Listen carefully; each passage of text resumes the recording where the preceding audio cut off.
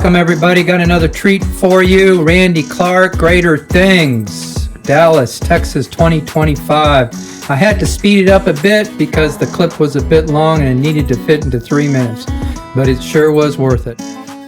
It's so important. I think you should never be able to go through Bible college and not be taught about baptism of the Holy Spirit. I don't think you should be able to be graduate with a master's or a doctorate in ministry and not hear about the teaching and emphasis on baptism in the Spirit. And I stand before you. I graduated with almost a double major in religious studies. It was my major, minor, and all my electives were religious studies on bachelor's level. Never heard one thing about it. Not one teaching.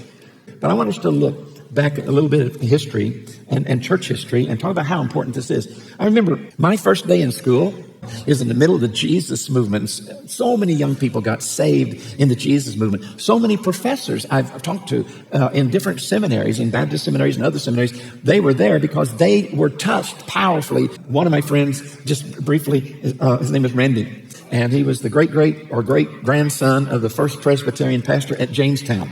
That's his heritage. But he was backslidden. Hadn't been to church and I don't know when. Doing a lot of stuff he shouldn't have been doing. He goes into his dorm, closes the door, locks the door, turns around, boom. Guess who's standing in front of him? Jesus. It's not, to him it's not a vision. He's there. Same thing happened to Finney, Charles Finney, when he was baptized in the Spirit.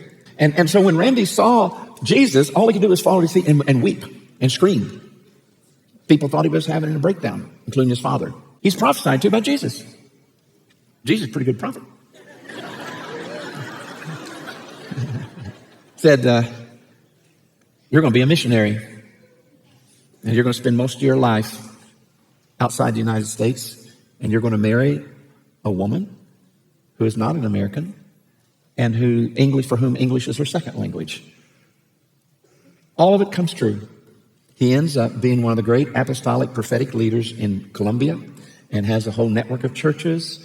Amazing. He was called the Weeping Prophet. They're the ones that came up with the idea from God. They're going to fill up the stadiums and once a month, and all we're going to do is worship, and we're going to worship and pray. No sermons, just worship and pray. And when it happened, the cartels were broken, and they were put in prison, some of the major leaders in Cali.